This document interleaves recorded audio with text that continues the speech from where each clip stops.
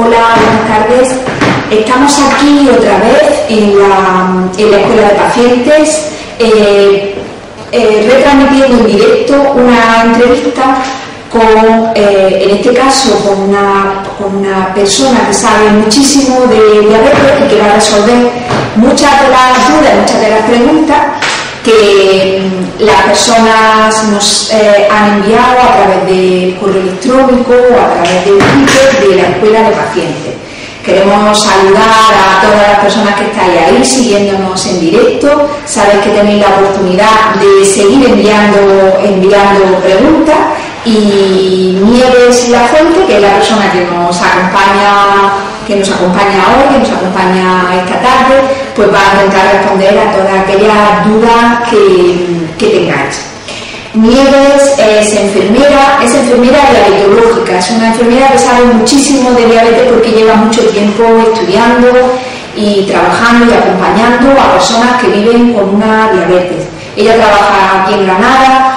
Además nos ha ayudado muchísimo en la Escuela de Pacientes desde su inicio en el aula de diabetes, y además es muy amiga mía porque estudiamos juntas, hemos hecho muchas cosas juntas y ya veréis que es una persona súper divertida, súper amena, se la entiende estupendamente y una buenísima persona. Pues, muchísimas gracias. He dicho un poquito de ella nada más, hay muchísimas cosas más que decir.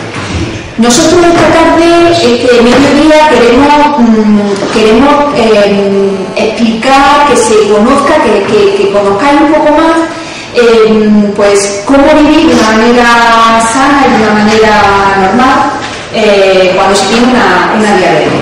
Y nos vamos a centrar en elementos que yo sé que a las personas que vivís con una diabetes os preocupan, que son el tema de la alimentación, de qué como, de qué tengo que comer, y el tema del ejercicio físico, que son dos elementos fundamentales para tener a la diabetes como amiga, ¿no? Tenerla controlada y tenerla como amiga, ¿no?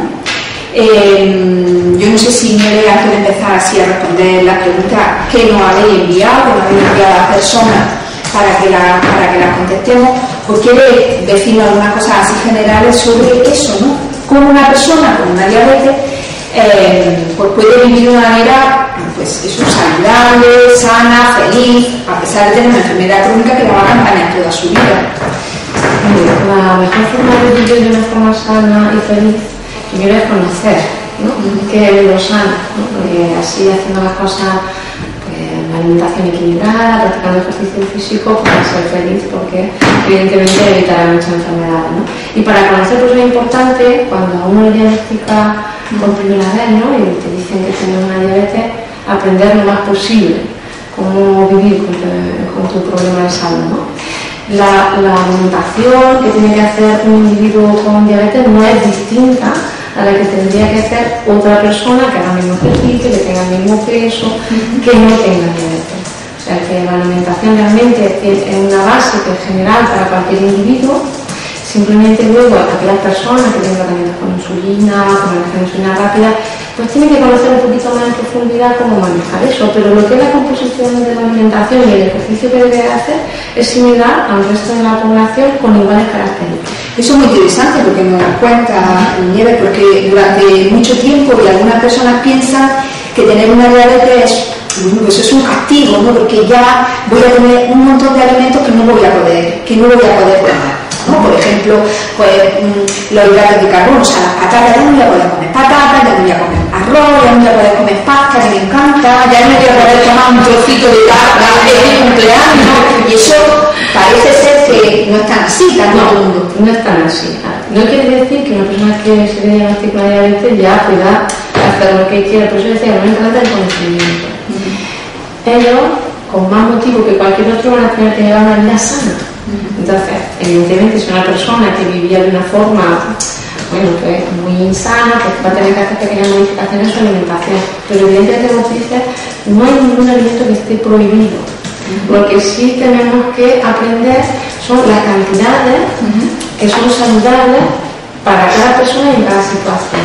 Hay personas que están más delgaditas, con lo cual no tendremos que hacer que pierdan peso, personas que les sobran peso, que lo fundamental es que pierdan peso, más que se comen algo o no, sino que tengan una cantidad calórica adecuada. Entonces, dependiendo, esto es muy como individualizado, ¿no? Esto parece que es un tópico, pero es que es profundamente cierto.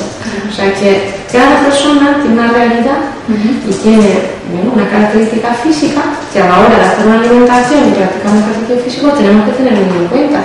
Entonces, ya te digo que sí que hay unos principios básicos de alimentación para cualquier ser humano, para tener una alimentación saludable, pero no por tener diabetes. Lo único que tiene diabetes vamos a tener que conocer más en profundidad el tema de la alimentación, porque es parte de nuestro tratamiento. En ese sentido hay muchas preguntas. Por ejemplo, hay una persona que nos dice, ¿una persona diabética no puede tomar nada con azúcar? No. De hecho, el azúcar, como se conoce, es la sacarosa, que tiene el azúcar común. Esto no es tan así. El azúcar común, la sacarosa, pues, no es que sea el problema, sino porque lo que a veces se escucha, un diabético no puede tomar nada de azúcar, es porque es un alimento que puede ser reemplazado por otro que tiene otra serie de nutrientes que el cuerpo sí necesita. La sacarosa sería solo glucosa, sería azúcar. No tiene ningún otro tipo de nutrientes. Por ejemplo, la fruta, que contiene un azúcar que se llama fructosa, pues tiene otros nutrientes, tiene fibra, tiene agua. Quiero decir que no es que no se pueda tomar, simplemente que no es un alimento esencial para el organismo. Y si se toma, hay que tomar una cantidad adecuada. Personas que tengan problemas de peso, pues el azúcar es un alimento que puede ser prescindible, porque hay otros alimentos que no son tan prescindibles. Y por eso se aconseja no tomar azúcar, porque es un alimento vacío, por así decirlo, que ocuparía calorías que pueden ser ocupadas por otros alimentos que sí son más saludables. Pero no es que no puedas tomarlo, sino que tienes que tener en cuenta la cantidad que tomas para adaptarlo calóricamente del resto de la alimentación. O sea, tenemos que tomar una cantidad de calorías al día, seamos diabéticos o no. Y si tomamos azúcar que tiene muchas calorías, pues tengo que quitar otros alimentos.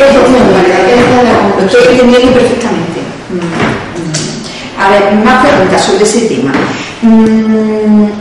¿Y los alimentos sin azúcar o con edulcorantes? Que a veces una persona lo recomienda y otras personas dicen que no son buenos para las personas con diabetes. Estos alimentos no son ni buenos ni malos, ni buenos que el resto de la alimentación, simplemente la persona tiene que saber lo que toma. Si yo tomo una Coca-Cola cero, evidentemente no estoy tomando azúcar, pero estoy tomando estimulantes, cafeína, que puede ser, no ser recomendable, además como gases, que además son cosas que no son muy recomendables en la alimentación. ¿Está prohibido? Por supuesto que no. Pero las Coca-Colas, igual que los refrescos sin azúcar, pues hay que tomar una cantidad determinada, pero el problema que te decía de los gases, en el caso de la Coca-Cola, la cafeína. Luego, hay otros alimentos que ponen para diabéticos, productos light, que en su composición, aunque no lleven azúcar, pueden tener otro edulcorante que tiene calorías o hidratos de carbono que no son azúcares, pero que al final se van a transformar en azúcar. Yo me lo voy a tomar libremente y no voy a tener en cuenta esas cantidades de calorías que evidentemente me aportan. Entonces no es que estén prohibidos, simplemente que tengo que saber la cantidad calórica y la composición nutricional de ese alimento. Claro, o sea que aunque no tienen azúcar, tienen otra serie de sustancias dulces que también suman calorías. Por lo tanto, no es vacío, o sea que cuando estoy tomando un helado para diabético o un mantecado para diabético, al final eso se transforma en azúcar o en glucosa o en elementos que tengo que restar de mi cálculo de calorías, ¿no? Perfectamente entendido. Además, la mayoría de los me gustaría puntualizar que muchos alimentos tipo galletas, mantecadas, suelen tener una cantidad de grasa que se nos pasa. Y la grasa, y sobre todo la grasa saturada, que sí que pueden acompañar estos alimentos, son poco saludables. Entonces lo tomamos con cierta alegría, ¿no? Pensando, hombre, por un alimento parece muy bueno y que es apto para diabéticos, pero luego tiene otra serie de composición de nutrientes que son mucho más perjudiciales que en sí a lo mejor las propias sacarosas. A lo mejor, no sé, pregunto, no sé, a lo mejor es mejor, más saludable dos galletas o un trozo de bizcocho con azúcar que pensar que me puedo tomar 10 galletas o medio bizcocho entero de esos de sin azúcar. Pero, tampoco se puede ser muy tajante diciendo que esto no es saludable, porque es verdad que hoy en día hay algunas marcas que se preocupan por la salud. Y entonces, dentro de la composición nutricional, la grasa intentan que no sean saturadas, tampoco se puede ser tajante. Es verdad que si tú lo haces en casa, Evidentemente, saber la composición es mucho mejor. Pero yo lo que recomendaría es la lectura de la etiqueta. O sea, el envasado de cuál es la composición nutricional, si tiene mucha grasa saturada, pocas, tiene muchos hidratos de carbono. Eso es fundamental a la hora de elegir un alimento de estos, ¿no?, que te dicen de diabético o light o lo que sea. Porque a veces nos damos sorpresa. O sea, a veces es verdad que estamos hablando de un alimento libre de azúcar, pero que tiene una cantidad de hidratos de carbono que tenemos que tener en cuenta. ¿Qué bebida nos recomendarías para ir de tapas, de bares, de tapas? ¿Qué es mejor, la cerveza, el vino sin alcohol, el vino con casera, una Coca-Cola? No nos digas un vaso de agua. A ver, eso no más sano. Eso sí, mucha agua. Pero como dices, la tapa con el vaso de agua. Bueno. Espera, todas las cosas, como te decía, o sea, tampoco uno puede posicionarse, pienso en este mundo, tampoco podemos ser inflexibles ni tajantes, sino que tenemos que saber lo que hacer. Por ejemplo, la cerveza tiene un contenido calórico bajo y eso, bueno, si yo lo tengo en cuenta dentro de mi alimentación y la tapa que acompaña a esa cerveza nutricionalmente es correcta, pues yo puedo usar una cerveza cuando salgo con mis amigos, siempre que yo tenga previsto esa ingesta calórica, ¿no? Si no, luego pues ajusto mi tratamiento, pero tengo que tenerlo en cuenta. El vino con casera, pues es algo simple. El vino y la cerveza tienen una composición calórica baja porque tienen pocas gramos de alcohol, ¿no? Entonces, al tener menos grado de alcohol, tienen menos calorías. ¿Me va a subir la glucemia? Pues no siempre. Me va a subir la glucemia, pues muchas personas a lo mejor toman una cerveza y no toman nada de tapa y no le suben la glucemia porque el alcohol, sí que lo hemos comentado, tiene unas características especiales de las personas que tienen diabetes. En todos los individuos, pero que las personas que tienen diabetes tienen que tenerlo especialmente en cuenta. Pero, por ejemplo, un vino con casera que le haya dicho a la persona que lo prepara que lo haga con una casera libre de azúcares, que la cantidad de vino que se va a tomar en un vasito a lo mejor pequeña, calóricamente estoy muy poquito y puede ser que lo tome sabiendo que estoy tomando con mi alimentación. Una Coca-Cola Light pues también. Siempre yo sé que como cuatro Coca-Cola Light, pues ya decía el tema de la cafeína, ¿no? Esto no, cada individuo tiene que tenerlo en cuenta. Lo que pasa es que ya te decía que es muy individualizado. A mí me parece muy arriesgado decir, aquí no pasa nada, tomar una cerveza o un vaso, depende del momento y de la persona. Claro, yo me imagino, bueno, estoy segura que las personas que nos están escuchando han hablado de estos temas con sus profesionales sanitarios, con sus enfermeras, con sus médicos, ¿no? Y bueno, y están reforzando, recordando cosas que le han contado ellos, ¿no? Y también habrá gente y habrá personas, pacientes que, bueno, pues que a lo mejor lo están oyendo por primera vez y les recomendamos que después de oírnos lo confirmen y lo contrasten con sus profesionales sanitarios, porque harán eso que dice Nieves, ¿no? Y es individualizar su tratamiento, la cantidad de calorías que tiene que tomar al día. Claro. Es decir, no hay ningún alimento prohibido, ni tampoco el alcohol está prohibido. Es un alimento no aconsejado para la población en general. Dentro de la vida diaria, pues a veces hay acontecimientos en los que, al vivir en sociedad, uno pues nos apetece tomar algo de alcohol. Siempre que sea con moderación y que yo conozca la cantidad calórica que estoy tomando, perfectamente puedo introducirlo dentro de mi alimentación. ¿Vale? Eso es muy importante, o sea, no hay ningún alimento prohibido, simplemente tenemos que saber lo que estamos tomando para ir haciendo nuestra resta de esa bolsa, esa bolsa de calorías que son las que me puedo permitir diariamente, ¿no? Y yo tengo ahí una bolsa y en la que voy sumando y restando, ¿no? Y eso, la persona con diabetes para ella es muy importante, pero también para cualquier persona que quiera estar sana. Muy bien. Muchas preguntas tenemos más, ¿no? De la Asociación de Diabetes de Huelva, que son personas súper queridas porque trabajan muchísimo en muchos ámbitos, pero con la escuela de pacientes, bueno, tenemos una ayuda. La escuela de pacientes realmente, el habla de diabetes es muy de la Asociación de Diabetes de Huelva. Bueno, pues aquí nos hacen algunas preguntas que que son muy interesantes porque seguro que son dudas que tiene otra gente, ¿no?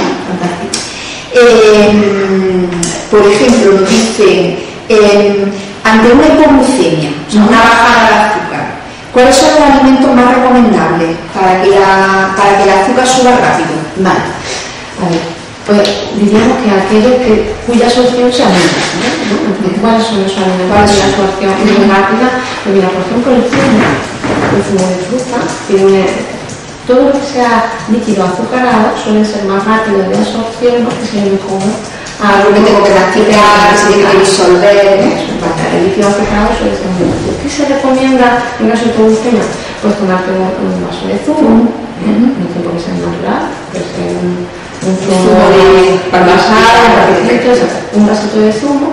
Puedo tomar, también hay que las personas que tienen diabetes, sobre todo los jóvenes y las personas que practican deporte, hay glucosa como tal, que puede venir en pastillas o que puede venir en blister líquido, que son muy rápidos, son como una pastita de glucosa que suelen tomar los deportistas, o por tomar un vaso de agua con 2 cucharadas de azúcar.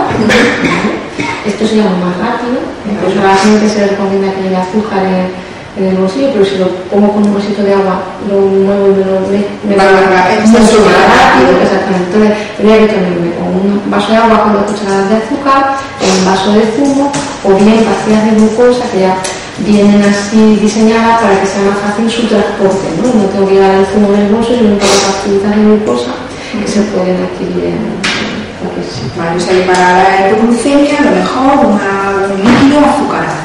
Sí, se aconseja tomar el líquido azucarado, que no sea más de un vaso, y a los 15 minutos volver a comprobar que la glucemia ya se encuentra en límites normales y en caso de que no, volver a repetir la misma intervención. Y hay una última cosa que, aprovechando el tema de la glucemia, que si falta más tiempo para la hora de la comida, porque cada una hipoglucemia puede surgir en mitad de la mañana o puede surgir que voy a comer, ¿no? Si voy a comer, pues ponerme a comer, ¿no? Tomarme el zumo, los 15 minutos traer el zumo y voy a ponerme a comer. Y si va a faltar un poquito de tiempo a la siguiente ingesta, porque falta 1 hora, 2 horas, sí se aconseja tomar algún tipo de hidratos de carbono de absorción un poquito más lenta, pues si la hipoglucemia sigue haciendo efecto, pues que me dé tiempo a llegar a la siguiente comida. Entonces a lo mejor pues, un par de galletas, 20 gramos de pan, para aguantar hasta la siguiente. Esos son los hidratos de carbono de absorción más lenta. El pan, la galleta, la patata, el arroz, tardan un poquito más de tiempo en hacer efecto en el organismo, con lo cual hasta que yo vuelva a comer me garantizo que voy a tener que... O sea, que si me da una hipoglucemia a media mañana, me tomo mi vasito de zumo, espero 15 minutos, me hago el control, si necesito otro vasito de zumo, me tomo otro vasito de zumo y puedo esperar tranquilamente a mi hora de comer, tomando un poquito de pan o un par de galletas. Bueno, y aprovechando que sale el tema de la hipoglucemia y pensando que quizá haya personas que tengo o bien recién diagnosticadas de una diabetes o que sepan todavía poco sobre ella, ¿por qué sucede la hipoglucemia? ¿Qué es exactamente eso de la hipoglucemia y por qué pasa? Pues mira, una hipoglucemia es una complicación del tratamiento de la diabetes, no de la diabetes. Una persona que tiene diabetes y no toma nada, no tiene hipoglucemia. La hipoglucemia se produce porque la insulina y algunas de las pastillas que tomamos para la diabetes tienen un efecto, la insulina en sí por ser insulina y las pastillas porque producen un aumento de la producción de insulina que tenemos en nuestro organismo, que puede pasar, ahora comentamos en qué circunstancias, que no hayamos pasado por la cantidad de insulina o de pastillas que hemos tomado y nos produzca una bajada de azúcar. Esto puede pasar porque he comido poco, mi tratamiento va ajustado en función de una cantidad de azúcar. Si yo como menos de eso, pues mi tratamiento va a ser como que me he pasado, ¿no? Me faltaba el alimento que tenía que tomar. Tengo que tomar para ese tratamiento porque he hecho más ejercicio y el ejercicio tiene un efecto que necesitamos menos cantidad de tratamiento, es insulina o pastillas, o porque me he pasado con la dosis. O sea, cualquiera de estas 3 cosas puede hacer una hipoglucemia. La palabra hipoglucemia significa bajada de azúcar. Cuando la glucemia está por debajo de 70, en la mayoría de los casos de 60, En otros, pues es decir, una persona tiene una hipoglucemia, tiene poca cantidad de azúcar en la sangre y esto es una situación muy peligrosa. ¿Y cómo se nota eso? Sí, pues, en la mayoría de los casos notamos unos síntomas que son muy característicos, el sudor, el temblor, hay personas que a lo mejor empiezan a tener una pequeña sensación de hambre, son los síntomas más comunes, el tema de la mano, suda. Y eso es que indica que la hipoglucemia está en cifras que empiezan a bajar no demasiado bajas. Si esto continúa, puede haber una afectación a nivel de nuestro cerebro, que se queda sin azúcar, y nuestro cerebro necesita azúcar. Y entonces empezamos ya a tener unos síntomas que son derivados de la falta de azúcar en el cerebro, que por ejemplo a lo mejor nos cuesta pensar con facilidad, hay gente que a lo mejor empieza a abrirse sin que tenga motivos, se pone un poquito más agresivos, son síntomas derivados de como que el cerebro ya no está trabajando bien, ¿no? Pero los primeros síntomas, el sudor, el temblor, la sensación de hambre y hay veces que un poquito de mareo, ¿no? Como que te falta comida. Eso es lo más típico de la hipoglucemia, ¿no? Y entonces cuando uno siente esos pequeños síntomas, pues tiene que hacerse un control, ¿no? A ver cómo tiene la glucemia, cómo tiene el azúcar, y si la tiene bajita, por debajo de 70, hacer lo que decíamos antes, ¿no? Lo del zumo, el líquido azucarado, repetirlo a los 15 minutos y si queda un rato para comer, pues tomar un poquito de pan o algo así. Efectivamente. Muy bien. Y hay otra situación también en la vida de una persona con diabetes que es la contraria, ¿no? Tener el azúcar muy alta, ¿no? La hiperglucemia. Y nos preguntan también nuestros amigos de Huelva que si en esa situación es bueno hacer deporte. Vale. Bueno, hay que matizar un poco. En general, cuando el azúcar está por encima de 250, llevan una prueba, no sale por encima de 150, no debería de realizar ejercicio físico. Hay que matizar.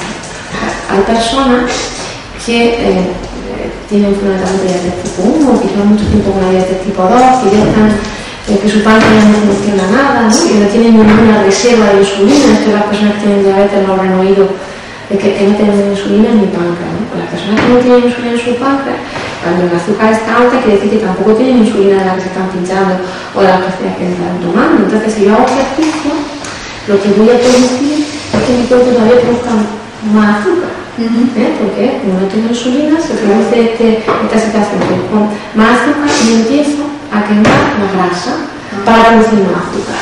Al quemar la grasa aparece una sustancia que es como si dijéramos un desecho de quemar la grasa, que se llama un cuerpo cetónico. Hay muchas personas que tienen diabetes que seguramente estos los cuerpos cetónicos lo han oído. Entonces, si yo tengo el azúcar alta y hago ejercicio, lo más probable, si no tengo insulina en ese momento en mi organismo, es que me suba el azúcar porque voy a empezar a quemar azúcar o que produzca cuerpos cetónicos, que es un tóxico y puede producir complicaciones muy graves, que es la cetosis, que puede incluso producir un coma. Entonces, si hay una persona que no tiene ninguna reserva de insulina o su páncreas funciona muy poquito y tiene una glucemia alta, por encima de 150, no debería de practicar ejercicio físico hasta no corregir esa glucemia, o bien está en insulina, o bien se debe haber indicado profesionales sanitarios. Porque puede ocurrir realmente que por hacerlo bien, para que baje la glucemia, lo que estamos haciendo es precisamente lo contrario. Entonces, y cuando uno tiene eso y el azúcar por encima de 250, en general, ¿qué se hace? Sí, esto depende del adiestramiento y del tratamiento que tenga esa persona. Hay personas, como te decía, no es que no tengan insulina, sino que su insulina no es buena o que necesitan todavía más porque tienen mucho sobrepeso. Entonces, estas personas normalmente tienen tratamiento con pastillas, no deben de tomar más pastillas, sino que deben de acudir al centro sanitario ese día o al día siguiente para que el personal le dé un tratamiento. Pero hay personas que están entrenadas para modificar su tratamiento, es decir, manejar la insulina en función de las cifras de glucemia que tengan. Entonces, estas personas habitualmente lo que hacen es corregirse con insulina rápida. Entonces, se corrigen en función de un bolo corrector que se basa y la sensibilidad a la insulina que tenga cada individuo, pues una persona se le indicará que tenga una unidad, otra persona 2, otra 3, dependiendo de su sensibilidad insulínica, y entonces corregir esa cifra de glicemia que se encontraba elevada para poder seguir practicando y profundidad de fármaco. Esto que nos cuenta Nieves es muy interesante y es un elemento que mejora la calidad de vida de las personas que viven con una enfermedad crónica. Es la posibilidad de saber, de conocer y de entrenarte para manejar el tratamiento. De manera que la enfermedad, bueno, pues tú lleves la rienda de la enfermedad, ¿no? Para esto, claro, hace falta entrenarse, hace falta aprender, es uno de los objetivos de la escuela de pacientes, porque nos da a los pacientes mucha autonomía. Mucha autonomía y sabemos qué hacer, sabemos tomar decisiones con respecto a nuestro tratamiento y con respecto a nuestra salud de una manera, pues eso, informada, consciente, responsable y avalada por la evidencia científica. Fundamental en personas, por ejemplo, que tienen múltiples dosis de insulina, que tienen que manejar unas cantidades de azúcares, que su páncreas, lo que llamamos diabetes tipo 1, o personas que tienen un agotamiento del páncreas que se pone diabetes tipo 2, con tratamiento intensivo. En general, cualquier persona con diabetes, cuanto más sabe, más libre. Cuanto más sabe, más libre para tomar sus propias decisiones. Puede ser correcto o no, y que para eso tenemos personal sanitario para ayudarlo, pero tomar sus propias decisiones. Pero un desconocimiento es lo que quiere hacer no poder ser libre. Por eso es tan importante, de verdad, el trabajo que hace y que se hace en general para la formación de estas personas para que puedan tomar sus propias decisiones, que preferentemente deben de ir encaminadas a los estilos de vida saludable. Y a que la vida con una diabetes no te impida hacer las cosas que quieres, irte de excursión, irte a esquiar, a nadar con tu niño, irte a la playa o irte de viaje, porque sabes, va sin el miedo de que si sucede algún elemento como esto que estamos hablando, ¿no? Que te baje el azúcar, que te suba el azúcar, pues resulta que yo puedo hacer cosas para controlar esa situación. Hoy en día, afortunadamente, tenemos herramientas como para que las personas tomen estas decisiones de forma correcta. Pues animarse de que todavía necesitáis formación y entrenamiento, animaros porque esto es posible y ya lo hacen muchísimas otras personas. Más preguntas, Nieves, tenemos más preguntas por aquí. Con respecto al ejercicio físico, ¿alguna recomendación o alguna precaución para hacer ejercicio físico cuando se tiene una diabetes? Que siempre se recomienda hacer ejercicio físico, pero ¿hay alguna precaución, algunos cuidados? Sí.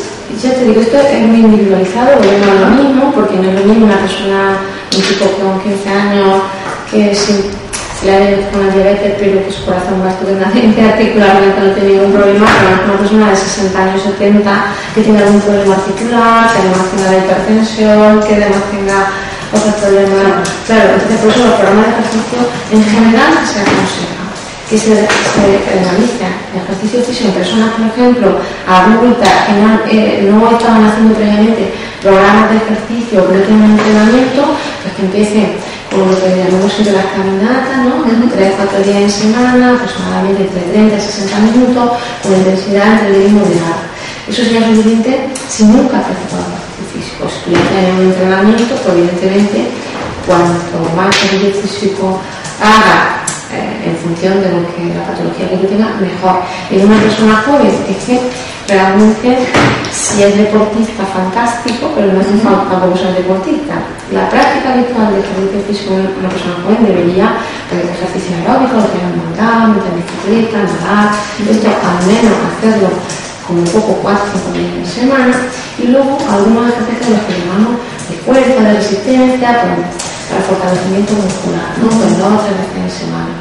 Como cualquier individuo, es lo que quería puntualizar. Como cualquier individuo. Luego, ¿qué pasa? Que la diabetes, como hemos visto, pues tiene a veces subida o bajada, que yo tengo que saber qué hacer. Si estoy muy alto, me tengo que poner insulina antes de practicar ejercicio, si estoy bajito, tengo que comer antes de practicar ejercicio, pues tengo que llevar un control para saber en qué momento es adecuado hacer más o menos ejercicio o qué tengo yo que hacer para poder hacer ese ejercicio que tenía programado.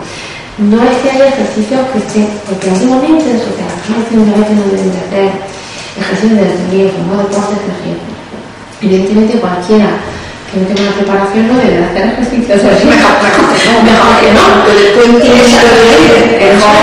Exactamente. Entonces, el hecho de tener diabetes y que no se tenga es por esto de que a lo mejor si una persona poco disciplinada o no se conoce suficientemente bien, pues si yo estoy en una hipoglucemia y me lanzo con un paracaídas, pues no es el mejor momento, ¿no?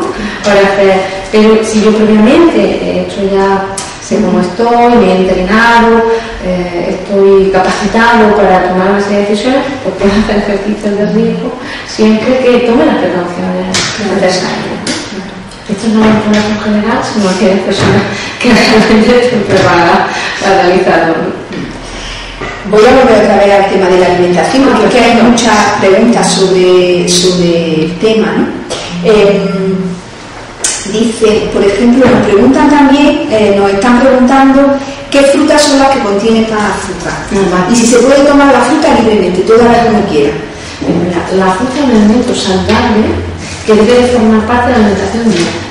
O sea que en población general se toma poca fruta y con las personas con diabetes son población general, pues tomamos poca fruta.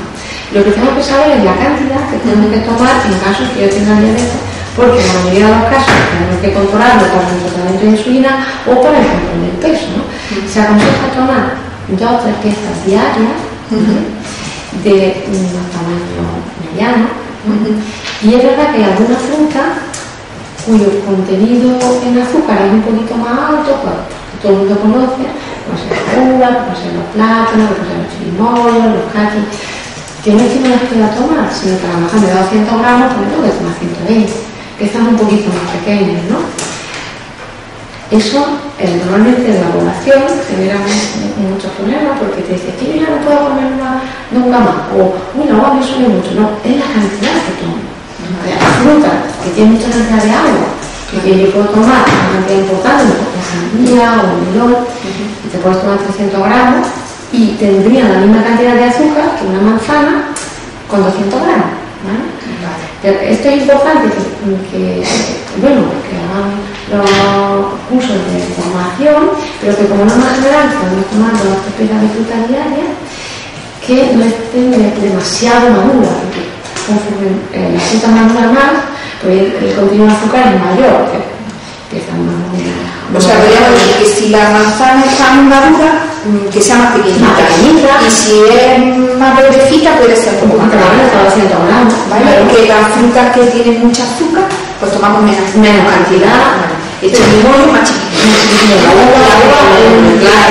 uva más pequeño, pero no se debe descubrir estas frutas de la alimentación, simplemente su consumo debe ser más modesto. Vale.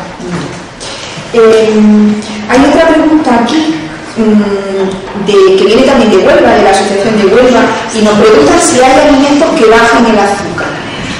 No.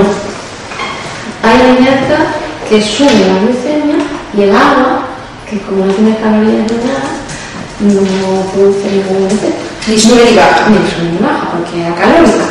No hay ningún alimento que produzca un descenso de la glucemia. Únicamente desciende la glucemia el ejercicio y los fármacos que así están diseñados. Que la insulina, pero no hay alimentos que mejoren las cifras de glucemia. Pues nada, ya seguro nos hacen esta pregunta desde Huelva, porque seguro que se la han hecho a ellos, y como saben que es una duda que existe entre la gente, pues le agradecemos muchísimo esta pregunta para poder transmitir esta respuesta tan rotunda, ¿no? De que no hay alimentos que bajen el azúcar.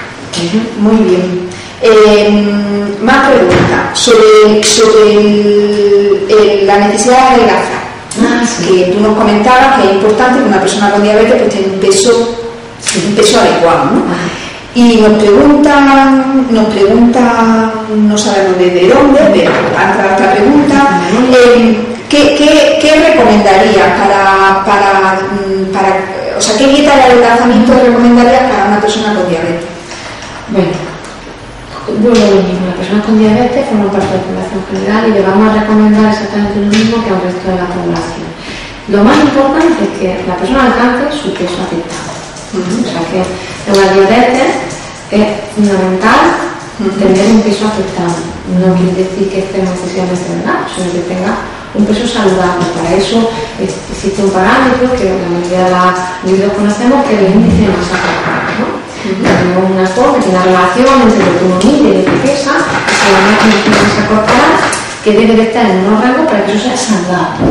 Normalmente, cuando el índice de masa corporal está por encima de 25, en una estimación que se hace, pues ya empieza a ser un peso poco saludable. Conforme más se aleje, menos saludable. Nuestro objetivo siempre, cuando hablamos de una alimentación, es que eso vuelva. ¿Cómo se consigue?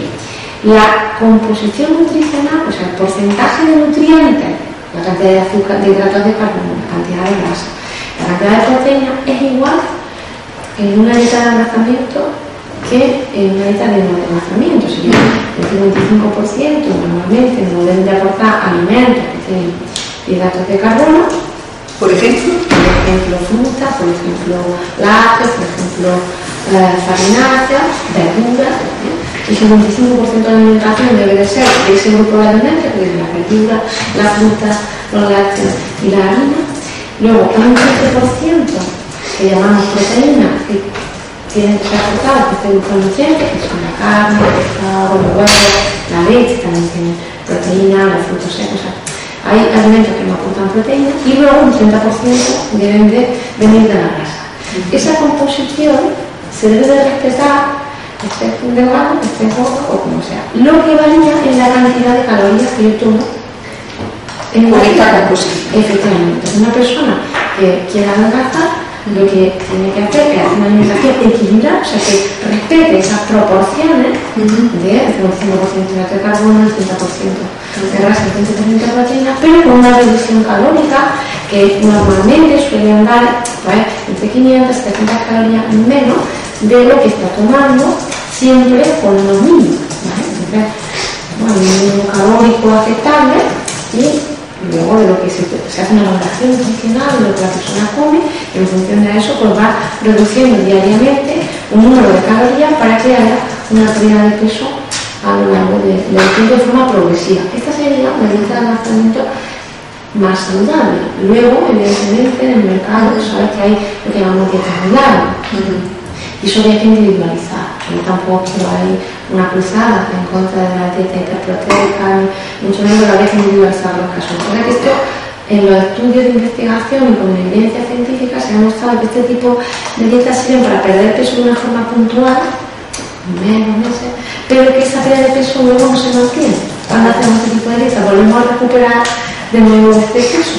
Entonces, lo que sí se ha demostrado es que si hacemos esto de forma progresiva y vamos cambiando nuestro hábito de alimentación, pues evidentemente vamos a conseguir nuestro peso aceptable. O sea que cualquier persona deberíamos saber cuáles son la cantidad de calorías que podemos comer a lo largo del día y tener en cuenta para que sea una dieta saludable, que sea un poquito más de la mitad de esas calorías.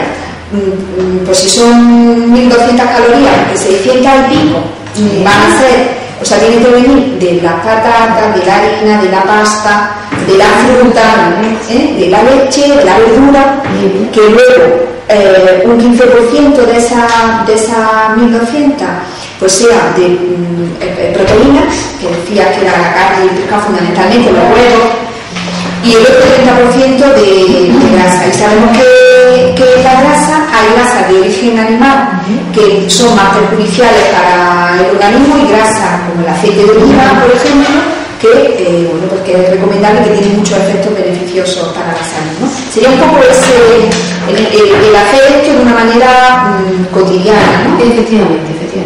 Pues ponnos un ejemplo de una dieta que conserve estas proporciones. No sé, pues como hay que individualizarlo todo, para mí, anda, ya aprovecho que estoy aquí contigo y me llevo la dieta sana. Pues tendría que hacer una valoración, pero en general, que una persona que pueda practicar un tipo de ejercicio físico leve, moderado y que a lo mejor esté bien, su índice de masa corporal, en una mujer podríamos aconsejar dietas que terminen entre 2000 y 2200 calorías. Esta sería una persona que necesita perder peso, ya estaríamos hablando de 1500, 1700, que reduciríamos aproximadamente unas 500 calorías de la ingesta diaria conservada, ¿no? Una dieta de 2000 o 1200 calorías, pues la mayoría de la gente ya se la sabe de memoria, pero bueno, si te lo va comentando, normalmente en el desayuno deberían de estar formado por algo de lácteo, pues un vaso de leche o un par de yogur, preferentemente desnatado, porque ya la grasa la vamos a tomar preferentemente. No quiere decir que tengan que ser obligatoriamente. Si yo no tengo problema de colesterol ni de peso, podría tomar un lácteo entero, pero preferentemente desnatado para luego poder tomar la grasa.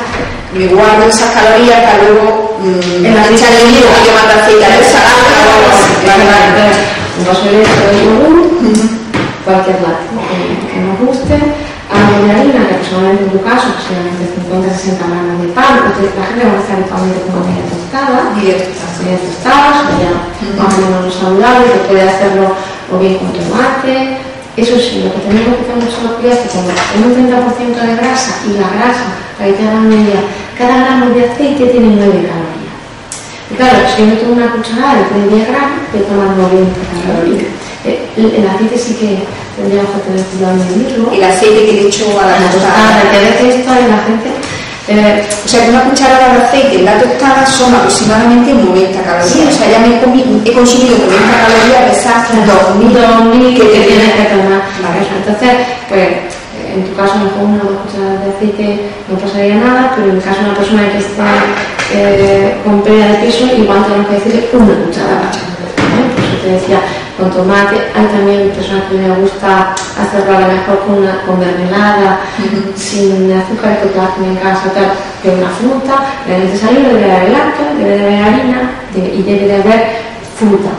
Es verdad que hay veces que nosotros aconsejamos para no tomar la harina o lácteo y la fruta en la misma toma, separar esa toma de fruta, por ejemplo, o al contrario, tomar primero la fruta y luego tomar la harina, para así hacer varias comidas al día. Es muy importante hacer al menos de 4 a 5 comidas al día. Fundamental para el metabolismo. Entonces, a veces dices, bueno, pues si te apetece desayuno un vaso de leche o café con leche con media tostada, con aceite o con mermelada o con algo saludable, y luego te tomas la fruta o algo, te tomas la fruta y luego media mañana me guardo la fruta para eso. La comida, pues normalmente siempre aconsejamos que se haga un plato de ensalada, por ejemplo, en la comida, y que se tome, en caso de que yo quiero perder el peso, del primer plato.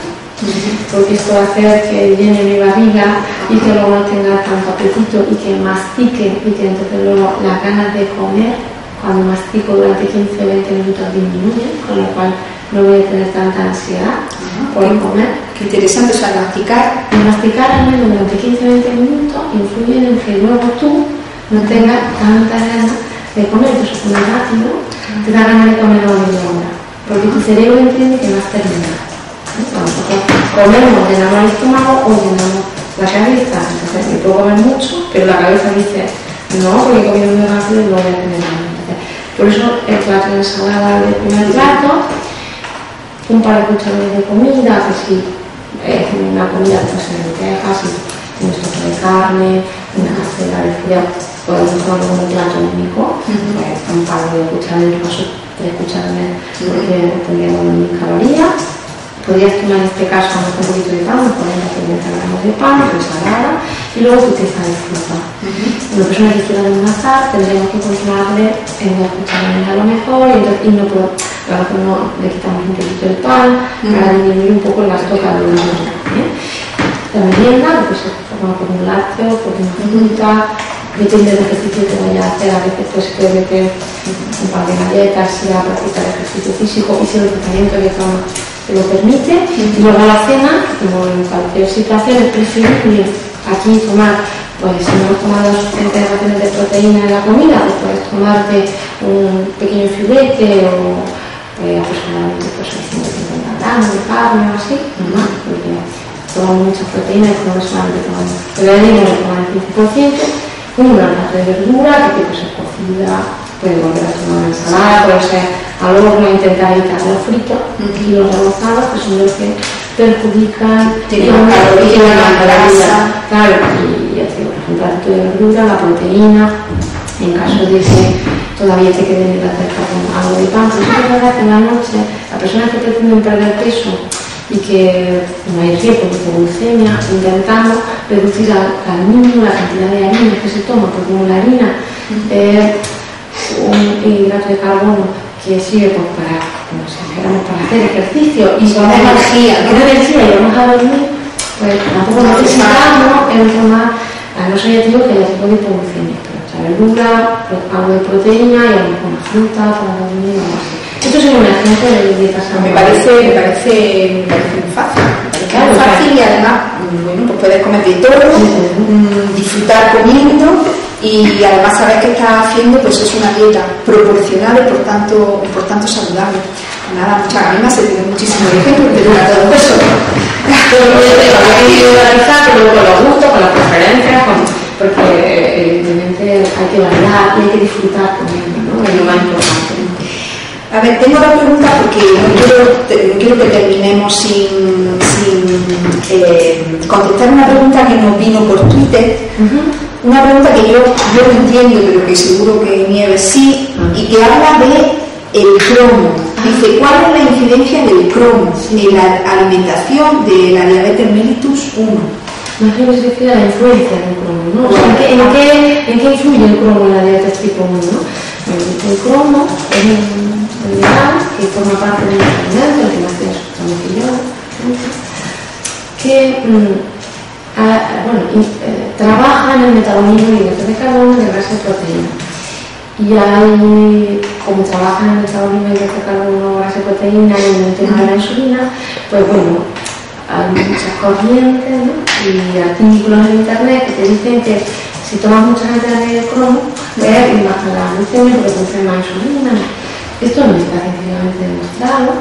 Entonces el cromo hay que tomarlo, como hemos dicho antes, formando parte de la alimentación, hay que tomar suplementos de cromo. Igual dentro de 2 años decimos otra cosa, porque la investigación dice otra cosa, pero hoy en día no hay evidencia científica de que tomar suplementos de cromo vaya a hacer que tu produzcas más insulina o más corriente. Entonces, en principio, tomarlo como parte de la alimentación, y si tomas una alimentación equilibrada, variada, o sea, lo que conocemos como nutricionalmente equilibrada, la cantidad de cromo que tomas no es suficiente. Sí. Seguro que esta persona ha oído algo que diga hay artículos en internet que aconsejan a los que tienen diabetes que aumenten su ingesta de carne.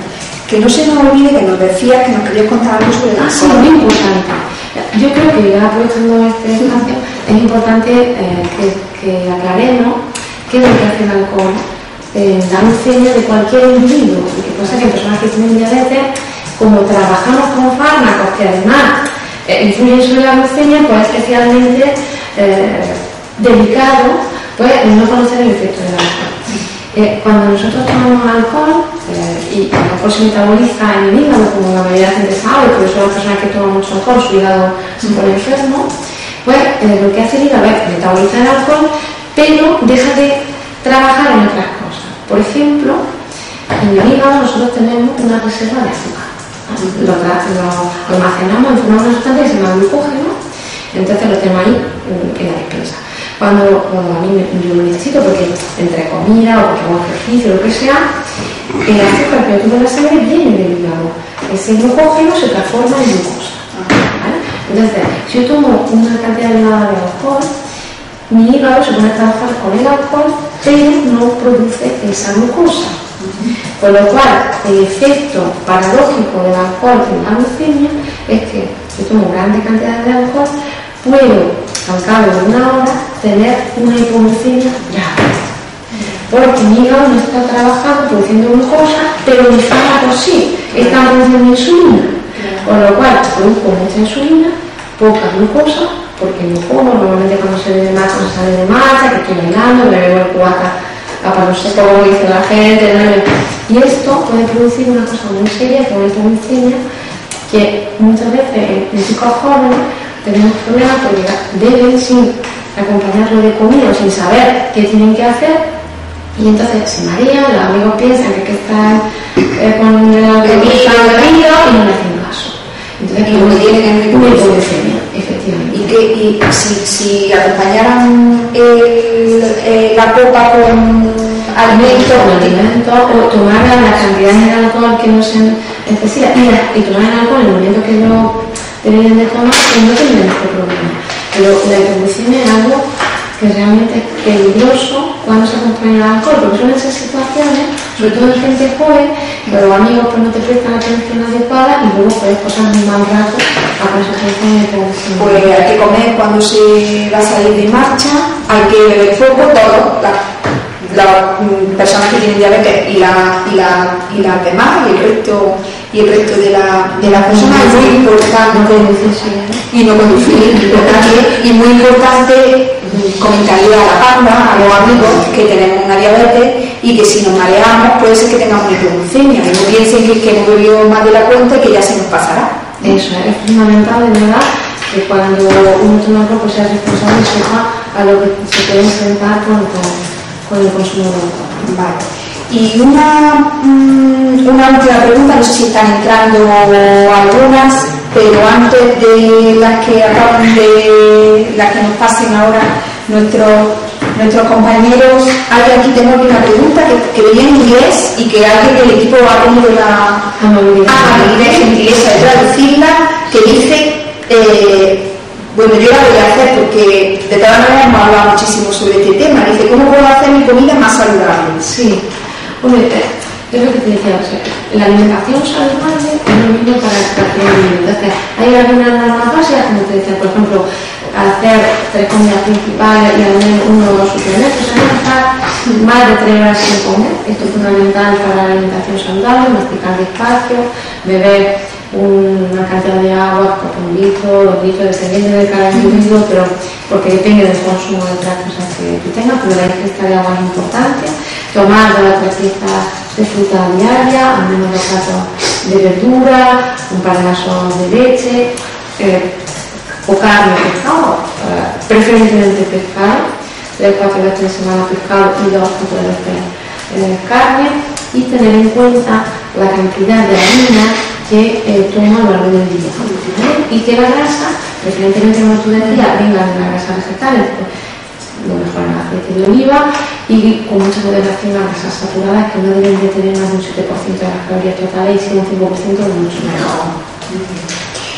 Bueno, 2 preguntas que acaban de entrar. Dice, ¿es cierto que las harinas y cereales muy refinados pueden ser tan perjudiciales como el azúcar refinado? Me refiero en concreto, entre otros, a los cereales para el desayuno. Vale. Como te decía, la harina tiene un tipo de hidrato de carbono, que es el almidón, fundamentalmente. Entonces, bueno, cuando está muy refinado, la digestión es más fácil, pasa más rápido en nuestra sangre, se nos acompañado de fibra, y entonces la glucemia va a subir más rápido. Entonces, la ventaja que tiene el tomar cereales integrales o acompañado de verdura, pues decimos la verdura, es que el tiempo en el que pasa en la sangre se distribuye de forma más homogénea. Si yo tomo harina o pues, muy refinada, o también con una temperatura muy alta, lo voy a asimilar más fácil y se va a producir un pico de glucemia en ese momento. Que si yo no tengo una insulina rápida que me esté actuando ahí, voy a tener una elevación importante de la glucemia. Por eso hay preferentemente tomar harinas integrales o pasta integral o acompañado de fibra, no sé, verdura. Vale, perfecto.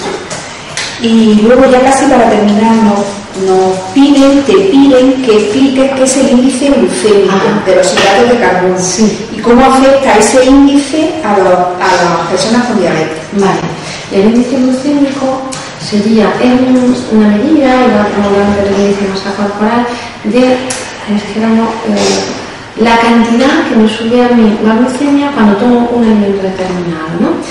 Por esto que te decía antes, que esté más o menos refinado, o que esté más o menos caliente, o que vaya uno acompañado de grasa, aunque lo más importante es la cantidad, pero también la preparación, el acompañamiento de ese hidrato de carbono. Entonces, hay alimentos, por ejemplo el arroz blanco, si uno toma muy caliente y sin acompañarlo de nada, imagínate una arroz a la cubana con un huevo frito entonces cuando yo me tomo solo el arroz calentito y voy a tener una elevación como si tomara azúcar. Esto quiere decir que tiene un índice glucémico muy alto, aunque la cantidad de arroz sea la misma que si la harina integral. ¿Vale? Si me tomo la harina integral estoy tomando lo mismo, pero la rapidez de absorción de ese alimento es mayor, entonces me va a subir el azúcar con mucha más facilidad que si tomo una ración integral o si tomo pasta integral o tomo verdura, ¿vale? Entonces hay alimentos que evidentemente cuando los tomamos solo o muy caliente, pues suele tener un índice glicémico muy elevado y entonces me va a subir la glucemia y yo para eso tengo que saberlo para ajustar mi tratamiento por el tema de la insulina rápida y todo eso, ¿no? Porque es preciso que los alimentos hagan, o sea, entren en la sangre así despacito. Más despacito, para que yo no requiera una cantidad de insulina muy importante en ese momento para quitar del medio ese azúcar que me está entrando muy rápido en el torrente sanguíneo, ¿no? Entonces, cuanto menor índice glicémico tengan los alimentos, pues más fácil es de que luego tenga una subida post-comida, ¿no? Pues yo he aprendido mucho y creo que ha habido un montón de información que seguro que eran dudas que tenía mucha gente, no solamente las personas que nos han preguntado. Y bueno, Nieves, como siempre, pues lo ha explicado de una manera muy sencilla, muy clara.